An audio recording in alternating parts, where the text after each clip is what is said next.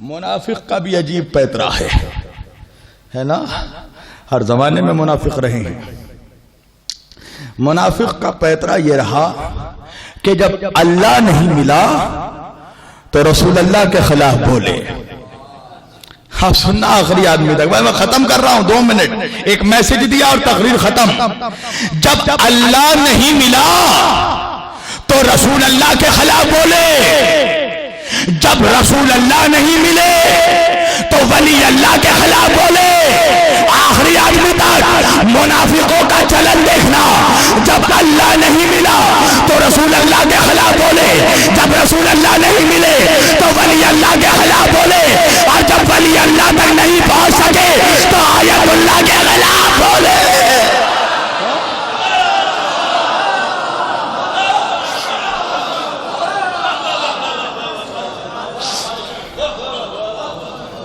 یہ وہی جراثیم ہے جو میں نے آپ کو بتایا، جو سنیوں میں وہابیت بن کر داخل ہوئی. آج شیعت میں یہی جراثیم اخباریت بن کر داخل ہوئی ہے. وہابیوں کی سوچ ہے ڈائریکٹ اللہ، ان کی سوچ ہے ڈائریکٹ امام.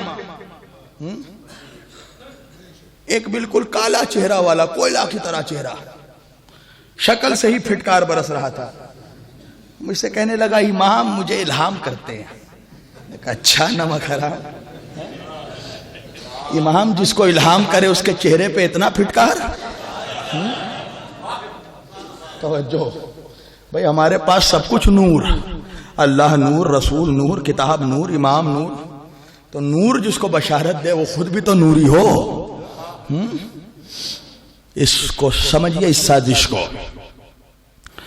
آج مسلمانوں میں ڈیویژن ڈالنے کے لیے، تفرقہ پیدا کرنے کے لیے ان لوگوں کو داخل کیا گیا. سنیوں میں یہ بیماری داخل ہوئی تاکہ سنیوں کو شیعوں کے خلاف کیا جائے. شیعوں میں یہ جراثیم داخل ہوئی کہ شیعوں کو سنیوں کے خلاف کیا جائے. یہ کبھی نہیں چاہتے ملت کا اتحاد. آج جو یہ NRC کیب یہ جو لگ رہا ہے، تو کیا اس سے شیعوں کو بری الذمہ کر دیا گیا؟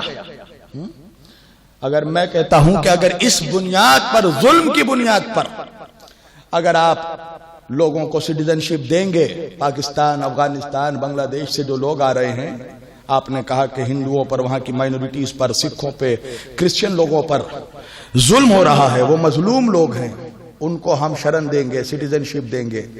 تو پاکستان میں جہاں تک میں جانتا ہوں، چونکہ مجھے گلوبل پولیٹکس کا تھوڑا بہت نالج ہے، جہاں تک میں سمجھتا ہوں کہ پاکستان میں ہندوؤں سے زیادہ شیعوں پر ظلم ہوا ہے. تو آپ شیعوں کو بھی لائیے NRC کے دائرے میں. مارنے والا یہ نہیں سوچتا کہ کون ہے. موب لنچنگ اور یہ لنچنگ وہ لنچنگ جب ہوتا ہے، انصاف سے بتانا، مارنے والے نے کسی سے بھی پوچھا ہو کہ تم شیعہ ہو یا سنی، وہابی ہو یا بریلوی، ٹنا ٹن ہو یا جھنا جھن ہو،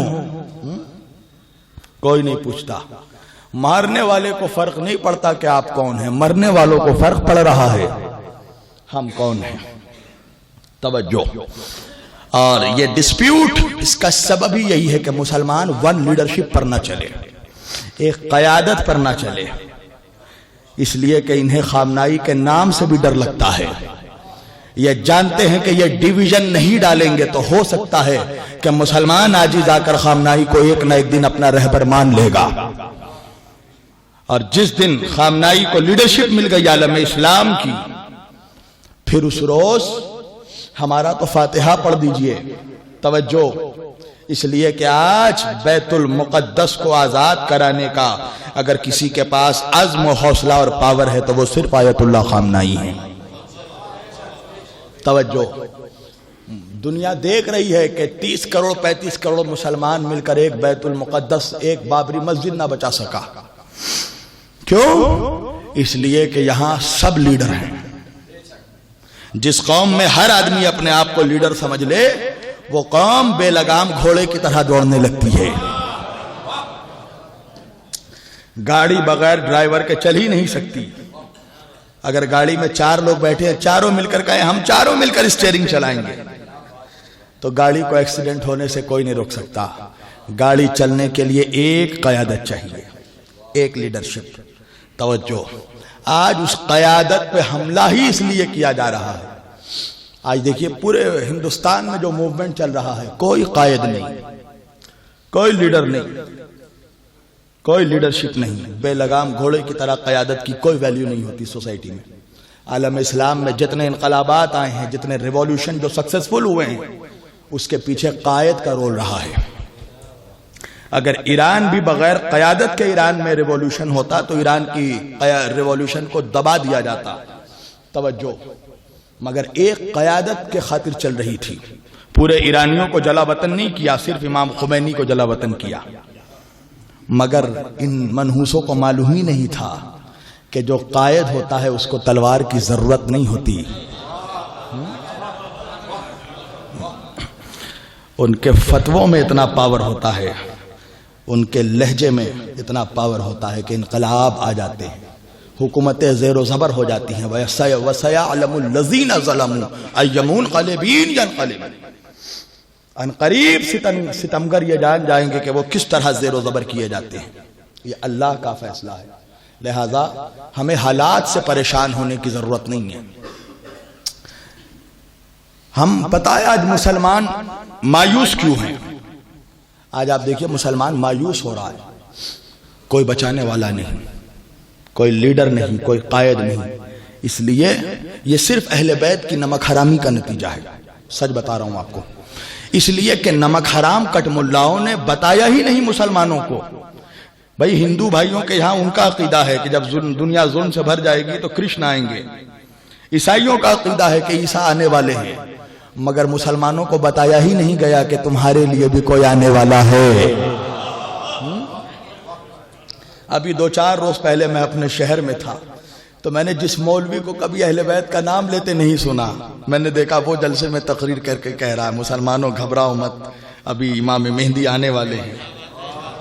مجھے فوراً وہ شعر یاد آ گیا کہ جب دیا رنج بتوں نے تو خدا یاد آیا. جب مسلمان مایوسی کے دلدل میں ڈوب گیا تو سمجھ میں آیا کہ اہل بیت کی امپورٹنس کیا ہے. اس لیے کہ مسلمان جانتا ہے کہ اسلام سر جھکانے کی وجہ سے نہیں بچا، سر کٹانے کی وجہ سے بچا ہے. اسلام کے دامن میں بس اس کے سوا کیا ہے؟ ایک ضرب ید اللہ، ایک سجدہ شبیری.